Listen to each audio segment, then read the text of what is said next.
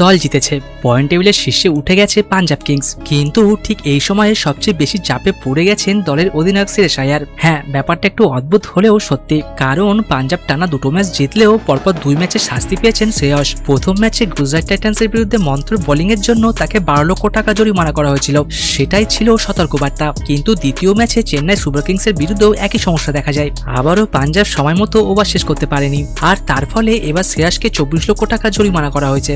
মানে চাপটা এখন আর ছোট নেই, কারণ এটা একবারের ভুল নয়, টানা দুবার একই সমস্যা। এখানে আরো বড় একটা বিষয় আছে, শাস্তি শুধু শ্রেয়াস একা পাননি। আইপিএল এর 2.22 ধারা অনুযায়ী পাঞ্জাবের 11 জন ক্রিকেটার এবং ইম্প্যাক্ট প্লেয়ার প্রিয়াংশ আরিয়াকেও জরিমানা করা হয়েছে, প্রত্যেককে 6 লক্ষ টাকা অথবা ম্যাচ ফির 25%, যেটা কম সেটাই দিতে হবে। অর্থাৎ এই ভুলের প্রভাব পুরো দলের ওপর পড়েছে। এখন সবচেয়ে বড় প্রশ্ন, শ্রেয়াস কি নির্বাসিত হতে পারেন? আগে হলে এই প্রশ্নটা খুব স্বাভাবিক ছিল, কারণ 2024 পর্যন্ত নিয়ম ছিল একটি দল 3 বার 16 ওভার রেটের অপরাধ করলে সেই দলের অধিনায়ককে এক ম্যাচে নির্বাসন করা হবে। কিন্তু 2025 সাল থেকে নিয়ম বদলে গেছে, এখন আর সরাসরি নির্বাসন দেওয়া হয় না, এখন মূলত আর্থিক জরিমানা করা হয়। সঙ্গে মাঠে নামার ক্ষেত্রে কিছু বিধিনিষেধ থাকতে পারে, কিন্তু এক ম্যাচে নিষেধাজ্ঞা নয়। তাই এই মুহূর্তে একটা বিষয় পরিষ্কার, এর পরেও যদি পাঞ্জাব মন্তর বোলিং করে তবুও এই আইপিএল এর নিয়মে শ্রেয়াস নির্বাসিত হবেন না। শুনতে স্বস্তির মতো লাগছে, কিন্তু আসল টেনশন অন্য জায়গায়। আইপিএল এর গভর্নিং কাউন্সিল এখন আইসিসির কোড অফ কন্ডাক্টের সঙ্গে নিজেদের নিয়ম যুক্ত করেছে, আর তার মানে এই ধরনের দোষ যদি বারবার হতে থাকে তাহলে খেলোয়াড় ডিমেরিট পয়েন্ট পেতে পারেন। এই ডিমেরিট পয়েন্ট কিন্তু খুব গুরুত্বপূর্ণ, কারণ সেটা 36 মাস অর্থাৎ 3 বছর পর্যন্ত কার্যকর থাকে, আর এই পয়েন্ট জমতে থাকলে আন্তর্জাতিক ক্রিকেটের শাস্তি বা নির্বাসনের সঙ্গে তার যোগও থাকতে পারে। তাই বলা যায় আইপিএল এ এই নির্বাসনের ভয় না থাকলেও ভবিষ্যতের ঝুঁকি একেবারেই উড়িয়ে দেওয়া যাচ্ছে না। এই জায়গাতেই শ্রেয়াস আইয়ারের পরিস্থিতি একটু জটিল, একদিকে তিনি ভালো ফর্মে আছেন, অন্যদিকে নিয়ম ভাঙার দায়ও তার কাঁধেই পড়েছে।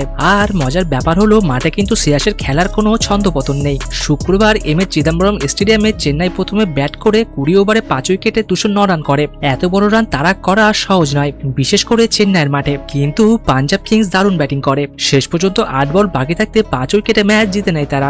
এই জয়ে শ্রেয়াস আইয়ারও গুরুত্বপূর্ণ ভূমিকা নেন, তিনি 29 বলে 50 রান করেন। অর্থাৎ একদিকে তিনি দলের অন্যতম ভরসা, অন্যদিকে তিনি আবার শাস্তির মুখ। এই কারণেই পুরো ঘটনাটা এত নাটকীয়। একজন অধিনায়ক হিসেবে শ্রেয়াস এখন 2 দিক সামলাচ্ছেন, একদিকে রান করতে হচ্ছে, অন্যদিকে দলকে সময় মতো ওভার শেষ করানোর দায়িত্বও নিতে হচ্ছে। পাঞ্জাব কিংস এখন পয়েন্ট টেবিলের শীর্ষে, দল ছন্দে আছে, আত্মবিশ্বাসও আছে, কিন্তু যদি এই 16 ওভার রেটের সমস্যা চলতে থাকে তাহলে সেটা সামনে গিয়ে বড় মাথা ব্যথা হতে পারে।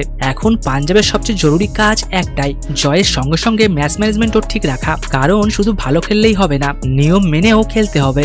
সব মিলিয়ে এই মুহূর্তে শ্রেয়াস আইয়ারের জন্য খবরটা একসঙ্গে স্বস্তিরও আবার চিন্তারও। স্বস্তির কারণ এখন আইপিএল এর নির্বাসনের নিয়ম নেই, আর চিন্তার কারণ বারবার একই ভুল করলে ডিমেরিট পয়েন্টের মতো ঝুঁকি সামনে থাকছে। এখন দেখা শ্রেয়াস আইয়ার এই চাপ কিভাবে সামলান, আর পাঞ্জাব কিংস কি তাদের এই দুর্দান্ত শুরুটা শৃঙ্খলা বজায় রেখেও ধরে রাখতে পারে। শ্রেয়াস কি এই পরিস্থিতি সামলে পাঞ্জাবকে আরো এগিয়ে নিয়ে যেতে পারবেন, নাকি এই 16 ওভার রেটটির সামনে বড় সমস্যা হয়ে দাঁড়াবে?